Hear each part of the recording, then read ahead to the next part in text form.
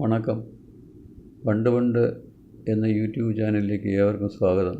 ഇന്നത്തെ എപ്പിസോഡിൽ ഞാൻ ചർച്ച ചെയ്യാൻ ഉദ്ദേശിക്കുന്നത് മുക്കോണ തത്വത്തെക്കുറിച്ചാണ്.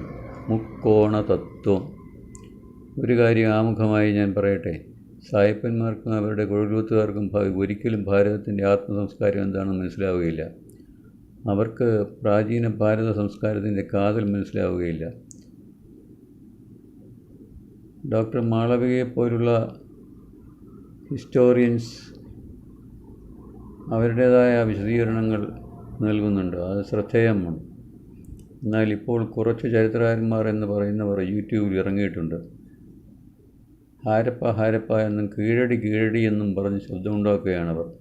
വിദേശത്തുള്ള സായിപ്പന്മാർ ചുവടുമാറ്റി സംസാരിച്ചു തുടങ്ങി. ഭാരതീയ സംസ്കാരത്തിൻ്റെ ആണിക്കല്ലാണ് മുക്കോണ തത്വം. നാം കാണുന്ന ചരവും അചരവുമായതെല്ലാമാണ് ഈ ദൃശ്യാദൃശ്യ പ്രപഞ്ചം.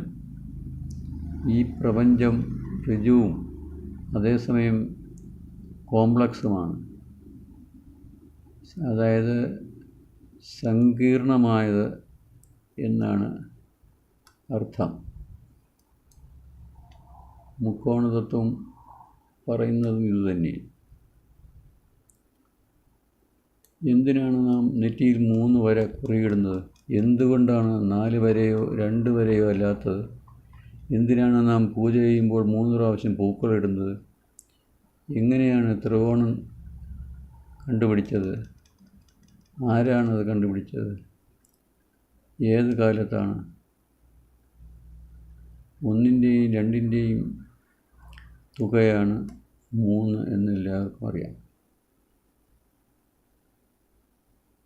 ഈ എതിർ സ്വഭാവമുള്ള 2 വസ്തുക്കളോ 2 ആശയങ്ങളോ കൂടിച്ചേരുമ്പോൾ മൂന്നാമതൊരാശയമുണ്ടാകുന്നു, അല്ലെങ്കിൽ മൂന്നാമതൊരു വസ്തു ഉണ്ടാകുന്നു. ഇത് നിരന്തരം പ്രതിപ്രവർത്തനം നടക്കുന്നത് കൊണ്ടാണ് പുതിയ പുതിയ ആശയങ്ങളും വസ്തുക്കളും ഉണ്ടാകുന്നത്.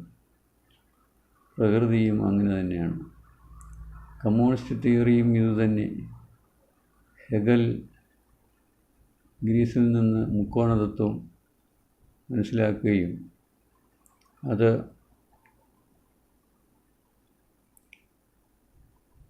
ഭൗതികവാദമായി യൂറോപ്പിലെല്ലാം പ്രചരിപ്പിക്കുകയും ചെയ്തു. കാർൽ മാർക്സ് അതിനെ തിരിച്ചു വച്ചു എന്നാണ് പറയുന്നത്. അതായത് വൈരുദ്ധ്യാത്മക ഭൗതികവാദം.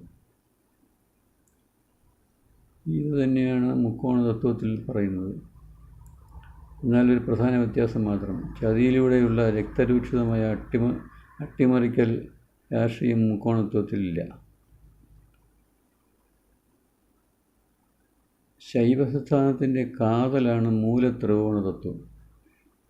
അതായത് ചില കാര്യങ്ങൾ ശ്രദ്ധിക്കുക. കിണ്ടിയിൽ നിന്ന് വെള്ളമെടുത്ത് 3 പ്രാവശ്യം ജലാഭിഷേകം ചെയ്യുന്നതെന്തിന്? എത്രയോ നാളുകളായി ഹിന്ദുക്കൾ അത് ചെയ്തു പോരുന്നു. എന്തിനാണെന്ന് പലർക്കും അറിയില്ല. ഇതിനും സൈദ്ധാന്തികമായി മറ്റു പല ഉത്തരങ്ങളും നൽകുമായിരിക്കാം.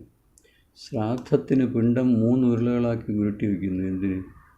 ഈ പ്രപഞ്ചമേ സർവം മുക്കോണമയം എന്നാണ് മുക്കോണ തത്വം പറയുന്നത്. ജീവജാലങ്ങളുടെ മുക്കോണം ഇങ്ങനെയാണ്. ചെടികളും വൃക്ഷങ്ങളും തല ഭൂമിക്ക് താഴോട്ട് വെച്ച് കാല് മുകളിലോട്ട് വെച്ച് നിൽക്കുന്നു. അതായത് ഇലകളും ചില്ലകളും ആണ് ഇവിടെ കാലെന്ന് വിവക്ഷ.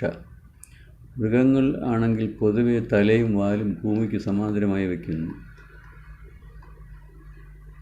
മനുഷ്യർ ആണെങ്കിലോ കാല് താഴോട്ടും തല മുകളിലോട്ടും ഭൂമിക്ക് ലംബമായി വയ്ക്കുന്നു. മനുഷ്യൻ്റെ ആന്തരികമായ ലംബാവസ്ഥ അളക്കാൻ എന്തോ സംവിധാനമുള്ളതായിട്ടാണ് തോന്നുന്നത്. ആ ലംബത്തിന് ചെറിയ വ്യത്യാസം, വളരെ ചെറിയ വ്യത്യാസം വരുമ്പോൾ മനുഷ്യൻ താഴെ വീഴുന്നു.